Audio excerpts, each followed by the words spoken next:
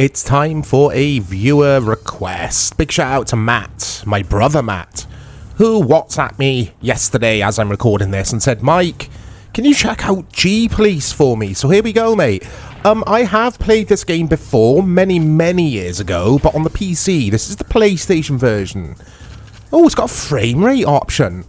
So before hitting record, I did sort my controls out because the default controls in this are, yeah, gobbledygook, basically.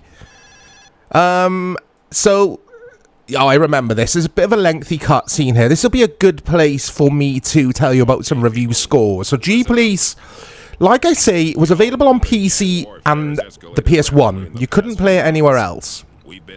And in regards to the reception, Edge Magazine gave both the PlayStation and PC versions an 8 out of 10. GameSpot gave the PlayStation version a 6 out of 10, PC version 5.9 out of 10, and IGN gave the PS1 version 8 out of 10. So, yeah, quite a diverse take on this game when it comes to people's reactions to it and that kind of thing. I liked it on PC. It's an incredibly ambitious game, but I do remember finding it a bit tricky to play, a bit fiddly to control. So let's see what this PS1 version plays like. It's enough of cutscene, guys. And I need to turn this down a bit on my headset, because his is booming. That's a bit better. Okay. So yeah, let me know in the replies if you have played this game. Let me know what system you played it on. Gotta love the PS1 load-in times. I played this on PC, I would say, a couple of years after it did release.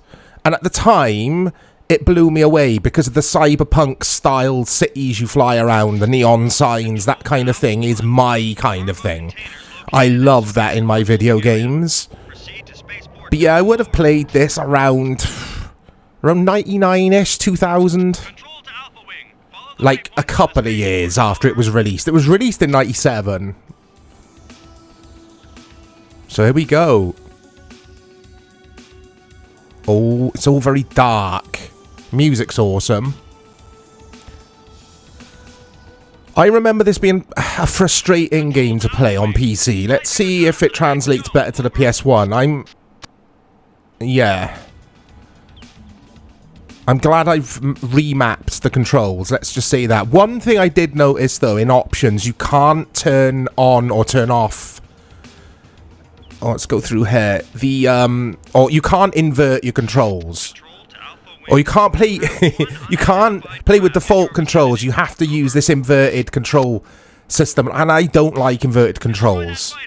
Look at this Diesel advert. Look at that. So there's a game around, it released a few years ago now. I actually bought it in the Xbox sales a few weeks ago, which is very similar to this, and that is, it will come to me, guys. It will come to me, I promise. Basically, you fly around in like a futuristic cyberpunk style city like this, but in a taxi. And you know what my memory's like? My mind's gone blank. But after playing this for like 2 seconds, yeah, that game is definitely influenced by this. I want to say it's called Cyber Taxi something, but it's not. You guys will know. You'll let me know. Yeah, this is cool. I find it fiddly to play, but I think that's more just a personal thing. I'm just not very good at this game. But the controls are really smooth, it must be said. Oh god, I suck at this game. This is bringing back some memories. I love the graphical style of this game. At the time, it blew me away, but it blew a lot of people away. It was, like I said earlier, incredibly ambitious for its time, for the late 90s. I'd love a G-Police remake. Would absolutely love that on all the consoles and PC. It'd be awesome to see what they could do with it. I'm still trying to think of that Cyberpunk game I bought recently. In a taxi, the flying taxi. Anyway.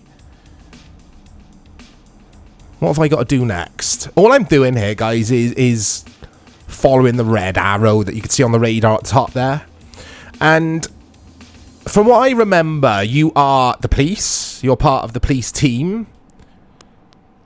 And you fly around and you just... Yeah. Not solve crimes per se, but you make people follow and abide by the law, I think. There is a narrative. There is a story arc. I don't remember it at all. Surprise, surprise. No one is surprised that I don't remember the story, are they? Let's be fair. My memory's so bad, guys, these days. I must say that a lot on these videos, but it really is. Control to Alpha Wing. Scan the containers for illegal arms. Right, got to scan the containers for illegal arms. So this is what I was kind of getting at earlier. You do, like, police-style stuff. You will see patrol on foot from time to time, your police buddies. Right, it's scanning at the moment. Let's see what it brings up for this crate. Oh, it's illegal.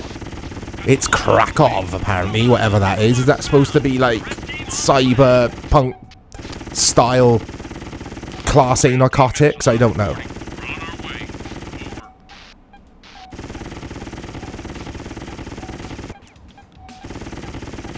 Oh, I can't toggle. So, on the bottom right, can you see where it says cannon?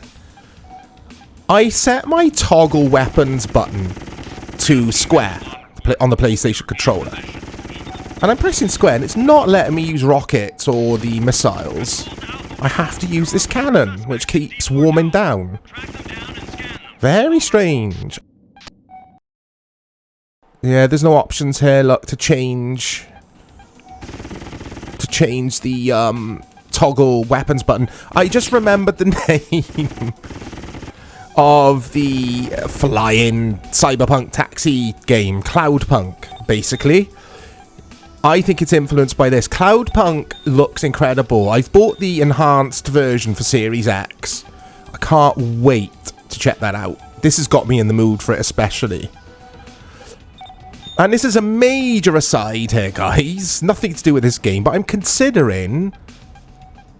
Oh, not Starfield. Again, my memory's gone blank.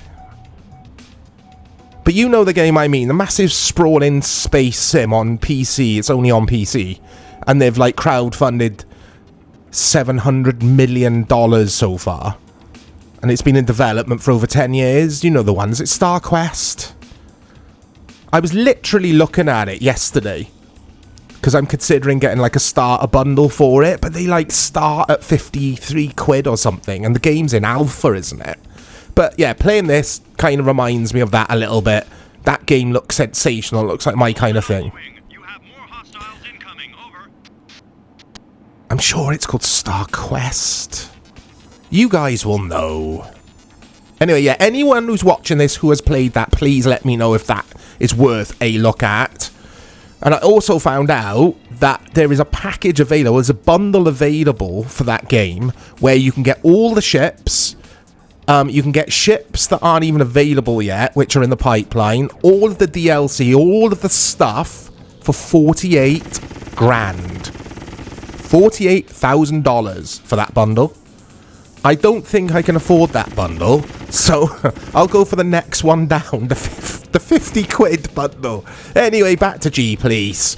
This game is good. It's a good game. It hasn't aged well, I don't think.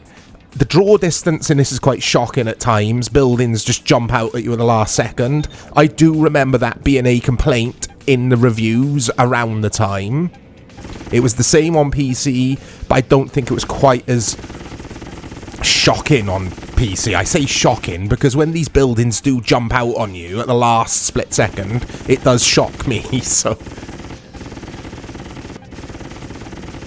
Yeah, it's quite cumbersome to play, but it's me being crap. It's not the game. The game is, like I said earlier, incredibly smooth to play. It must be said. And it's an impressive game, considering this was released in 1997 now. It's incredibly impressive. And it's something a little bit different, isn't it? And that's what the PS1 was famous for. It's incredibly eclectic. Do I shoot this thing? Yeah, it's vast, and like I say, eclectic's a good word to summarize the PlayStation's library of games. There was something for everyone. There was just so many cool PC-like games that you could be playing in your bedroom on a controller rather than having to use the mouse and keyboard on your PC. Like this game, G-Police. But anyway, it's an extremely quick look, guys, at this game. I'm struggling commentating and playing this, I must admit, because I'm a noob. Basically, plain and simple. Let's go through here. Yeah, look out for more content coming to the channel. Let me know if you played this game, please. I'll speak to you all soon. Vehicles must be scanned and identified before they are lost. Over. Commence scan.